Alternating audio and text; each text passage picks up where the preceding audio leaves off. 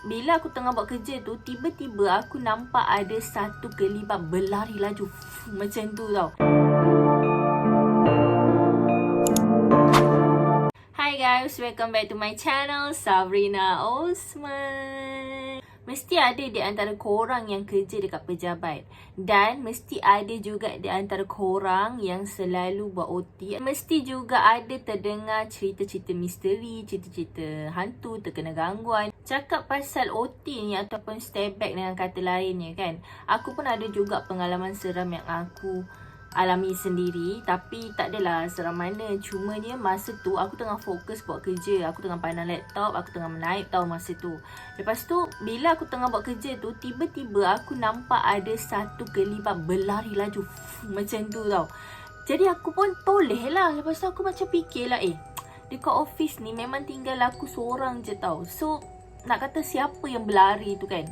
Tapi lepas tu aku cubalah sedapkan hati sendiri sebab aku memang banyak kerja masa tu. Memang aku kena habiskan juga sebab aku nak submit kerja tu kan. Tiba-tiba aku terdengar macam ada orang bercakap-cakap dekat belakang tau. Dekat belakang aku sebab belakang office aku tu dia ada kubikel tau. Jadi aku pun terdengar lah macam tu, macam berborak macam tu kan. Jadi aku pun pelik lah. Jadi aku pun toleh lah. Lepas tu aku pun masa tu aku dah seram tau. Sebab yelah sorang-sorang kan. Jadi aku macam cuba fikir, maybe ada orang buka radio ke apa ke, lepas tu lupa nak tutup. Ataupun sebenarnya masih lagi ada orang dalam office tu, cuma aku je yang tak perasan sebab aku fokus buat kerja kan. Mana tahu masa aku tengah fokus buat kerja tu ada kawan aku yang lain masuk office ke, masa tu aku tak perasan ke kan. Jadi aku ni nak sambung buat kerja ni, tapi benda tu bunyi-bunyi lah macam tu kan, bercakap macam tu. Tapi aku tak dengar lah butir dia, cuma aku dengar lah macam orang bercakap. Lepas tu aku pun bangun lah sebab aku rasa macam tak sedap hati kan. Aku macam nak check lah setiap kubikel tu, mana tahu ada klik aku ke kan. Jadi adalah peneman untuk aku stay back dekat office tu. Jadi aku pun bangun. Lepas tu aku jalan di setiap kubikel tu. Aku jalan. Lepas tu aku tengok. Memang tak ada orang. Korang faham tak? Memang tak ada orang. Dah lah office tu besar tau. Lepas tu aku rasa macam tak sedap hati lah kan. Kenapa aku dengar bila aku berjalan tu tak ada pula bunyi tu tau. Bunyi orang berborak tu tak ada. Jadi macam mana aku nak husnuzon lagi. Jadi aku pun berlari macam lipas kudung tu, berlari pergi dekat tempat aku. Lepas tu aku pun kemar barang. Aku kata tak apalah, aku siapkan nanti je lah kerja tu. Kiranya macam kena marah pun kena marah lah. Aku dah tak sanggup lah kena ganggu kan.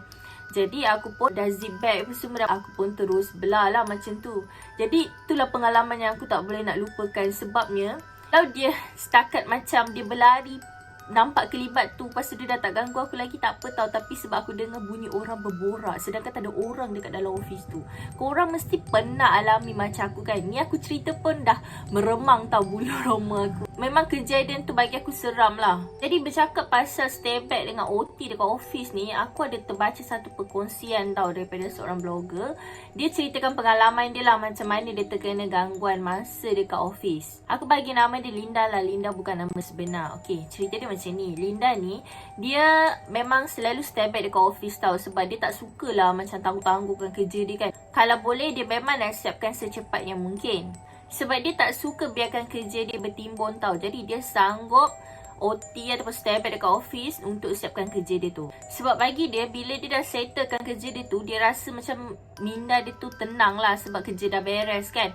Tapi ada juga di antara kawan-kawan dia yang tanya, kau tak takut ke stay back dekat office kan? Dia jadi berani tu sebab ada pengawal dan juga setakat ni dia tak ada kena apa-apa gangguan lagi. Lepas tu nak dijadikan cerita, pada hari Jumaat tu office dia ni kecoh tau. Sebab ada terjumpa satu objek yang misteri yang dijumpai oleh makcik cleaner dekat office tu. Jadi Linda bukan nama sebenar ni, dia pun nak pergi tengok lah kan. Sebab dia curious lah nak tahu apa benda yang dia kecoh-kecoh ni kan. Jadi dia pun tanya dekat dia punya colleague dia, dekat Ying lah. Ying bukan nama sebenar. Ying, kenapa ni? Apa benda yang kecoh-kecoh ni kan? Lepas tu Ying pun jawab lah, ada barang mistik. Jadi Linda ni rasa pelik lah, barang mistik, barang apa kan? Lepas tu Syafiq pun menyampuk, aku rasa tu barang sihir lah, siapa pula yang hantar ni. Linda rasa curious lah. Lepas tu dia pun cakap lah, korang cakap pasal apa ni, barang apa, dekat mana, aku pun nak tengok juga. Linda cakap macam tu kan. Lepas tu Syafiq pun cakap lah yang Kak Mas dah buang barang tu.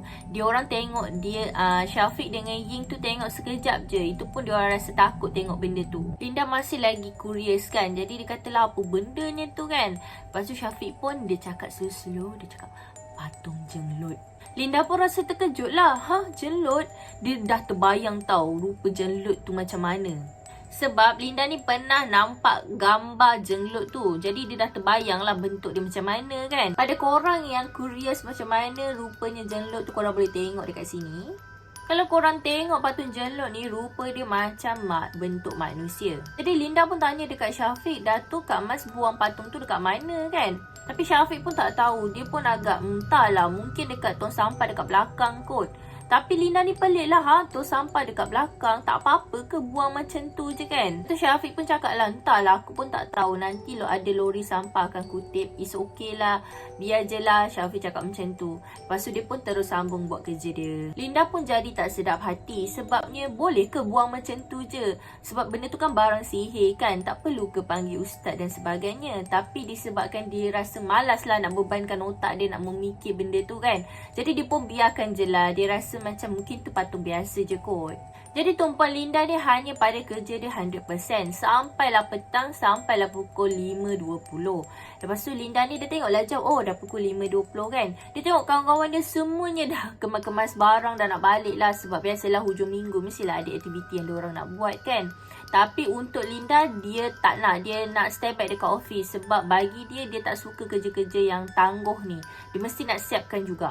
Jadi Ying ni pun dia tanya dekat Linda, Linda, you tak nak balik ke? You tak takut meh? Lepas tu Linda pun jawab lah, apa yang nak ditakutkannya, tak ada apa-apalah, okey je. Lepas tu dia pun cakap, bye, happy weekend. Tapi masa dia cakap tu, dia mengikut langkah Ying lah. Sebab dia nak kena kunci pintu pagar kan. Sebab yelah bila dah tak ada orang dekat office tu, dia kena kunci lah pagar tu. Tapi masa dia tengah kunci pintu pagar tu, dia tengoklah keluar. Dia tengoklah mana Pak Abu kan. Pak Abu tu adalah pengawal keselamatan diorang. Dia tengok kat situ, Pak Abu tak ada. Mungkin Pak Abu ni keluar pergi makan kot. Linda tu dia teka sendirilah. Dan untuk pengetahuan korang, syarikat tempat Linda bekerja ni adalah bangunan 2 tingkat. Dekat tingkat bawah adalah lobi dan bahagian informasi pelanggan. Dekat tingkat atas baru office diorang. Dan selepas tu Linda pun naik ke tingkat atas dan menuju ke pantry dia untuk buat kopi lah, untuk dia kekal segar dan tak mengantuk masa dia buat kerja kan. Lepas dia dah siap buat air kopi tu, dia pun tutup lampu.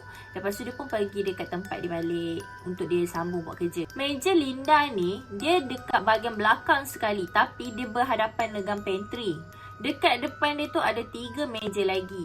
Tapi dekat ruangan dia, dekat meja dia je yang buka lampu. Yelah sebab dia seorang je yang stay back dekat office tu kan. Tempat lain semua gelap gelita. Kalau dia stay back, macam tu lah rutin dia kan. Kadang-kadang dia akan stay back sampai pukul 10 malam. Cumanya yang buatkan dia berani tu sebab ada pengawal keselamatan yang jaga dekat kawasan tu. Jadi dia tak rasa takut lah. Korang bayangkanlah dia seorang-seorang kan. Of course lah office dia tu sunyi sepi tau. Jadi dia hanya bertemankan dengan kerja dia. Dan juga masa dia tengah minum air kopi tu, tiba-tiba dia terdengar sesuatu bunyi. Dan pada masa tu selera dia terus mati. Dia letakkan cawan dia tu, dia mengamati bunyi yang dia dengar tu. Bunyi crack macam tu tau. Kata Linda, bunyi tu jelas kedengaran ibarat macam pokok-pokok bambu bergeseran ditiup angin. Tapi kalau logiknya, datang mana pula pokok bambu tu dekat dalam office pada waktu tu? Jadi Linda ni dia cuba berfikir tau. Dia cuba korek ingatan dia balik lah kan. Ada ke pokok perhiasan duduk dekat dalam office dia ni? Tapi bila dia fikir balik, fikir tak ada. Sepanjang dia bekerja ni tak ada pula pokok perhiasan duduk dekat dalam office dia. Lepas tu dia pun terfikirlah, oh mungkin bunyi pintu kot. Tapi kalau fikir balik, tak ada pula pintu dia. Pintu dekat office dia tu akan keluarkan bunyi yang macam tu kalau dia orang buka pintu kan. Dan kalau nak kata angin daripada aircon, angin tak adalah buat bunyi sekuat macam tu. Jadi Linda ni pun, dia pun toleh ke belakang sebab dia tahu bunyi tu datang daripada arah belakang dia tu. Tapi apa yang dia nampak hanyalah koridor yang gelap je. Dan selepas tu bunyi tu hilang sendiri. Kira jadi sunyi sepi semula lah. Linda cubalah pujuk diri dia sendiri kan. Mungkin perasaan dia je kot. Sebab yelah sepanjang 3 tahun dia bekerja dekat situ, tak ada pula ada kejadian yang menakutkan macam ni kan. Jadi dia pun pujuk diri dia sendiri. Dia kata tak apalah, sikit je lagi nak siapkan kerja ni. Dan sedang dia leka buat kerja tu, dia pun tengok jam. Dah pukul 8.20 dan kebetulannya kerja dia pun dah siap. Jadi dia pun meregangkan badan dia dan dia kemas-kemas barang dia tu. Tapi masa dia tengah kemas-kemas tu, dia terdengar macam ada orang berlari. Dan dia spontan toleh ke belakang. Tapi dia tengok tak ada siapa-siapa pun dekat belakang dia. Jadi dia pun terfikir, kenapalah banyak sangat benda-benda pelik berlaku hari ni. Lepas tu dia pun sambung balik kemas-kemas barang dia. Dah siap kemas tu, dia capai kunci pejabat dan dia nak berlalu pergi. Tiba-tiba dia terdengar ada orang panggil nama dia, Linda. Jadi dia dah terkejut lah kan. Jadi dia toleh ke belakang perlahan-lahan. Pak Abu rupanya. Saya ingatkan siapa lah tadi. Nak lurut jantung saya. Dia terkejut lah sebab siapa pula yang sebut nama dia kan. Nasib baiklah Pak Abu. Jadi kuranglah sikit rasa ketakutan dia. Cumanya pada masa tu nafas dia tu pun dah tersekat-sekat. Macam tu lah kan, sebab terkejut kan. Linda pun cakap lah, terkejut saya ingatkan siapalah tadi. Jadi Pak Abu pun cakap lah, pakcik naik ni sebab nak minum air. Boleh tak pakcik nak pinjam pantry tu sekejap? Dan Linda pun cakap lah, boleh je pakcik guna je lah, pakcik tak perlu pun minta kebenaran saya. So bagi Linda, Pak Abu tu pun merupakan staff juga dekat office tu kan. Jadi dia tak kisahlah, tak perlu minta izin pun daripada dia kalau nak masuk pantry. Pak Abu pun pergilah menuju ke pantry tu. Jadi Linda ni dia masih lagi dalam keadaan yang terkejut. Dia pun usap-usapkan dada dia macam macam tu lah kan. Kemudiannya Linda ni dia rasa pelik lah kan. Sebab Pak Abu ni dia masuk ke pantry tak buka lampu tau. Dia fikir lah tak gelap ke Pak Abu duduk dekat pantry tu seorang-seorang kan. Di masa dia nak panggil Pak Abu tu, tiba-tiba handphone dia berbunyi. Dan dia terus pergi dekat meja dia untuk capai telefon bimbit dia tu kan. Nak tengoklah siapa yang hantar mesej. Rupa-rupanya HR dia hantar mesej. Dan mesej tu dia cakap macam ni, "Salam Linda, you stay back kan malam ni? I lupa nak bagi tahu you yang Pak Abu dah balik masa pukul 5.30 petang tadi. Sebab dia tak sihat.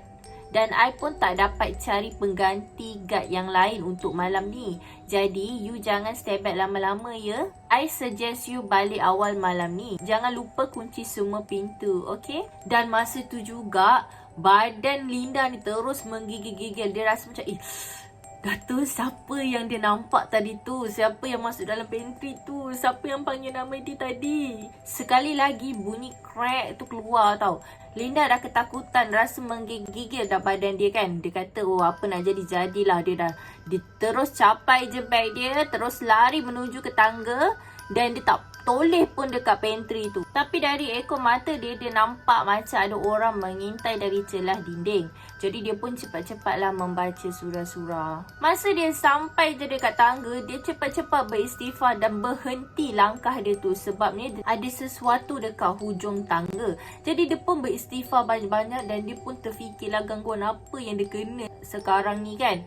Lepas tu, dan dia terfikir macam mana patut jeluk tu boleh ada dekat situ. Ada orang nak prank dia ke? Linda perlahan-lahan turun dekat tangga. Lepas tu masa dia turun tu, dan bila dia sampai dekat hujung tangga tu, dia menjarakkan diri daripada patung tu dan dia cepat-cepat berlari ke pintu utama. Dia nak buka mangga tu pun menduga betul tau. Memang payah lah kan nak buka. Tak tahulah kenapa, mungkin sebab dah ketakutan kan. Setelah beberapa ketika dia try buka, akhirnya berjaya juga dia buka mangga tu dan cepat-cepat dia keluar dan dia mangga semula pintu office tu.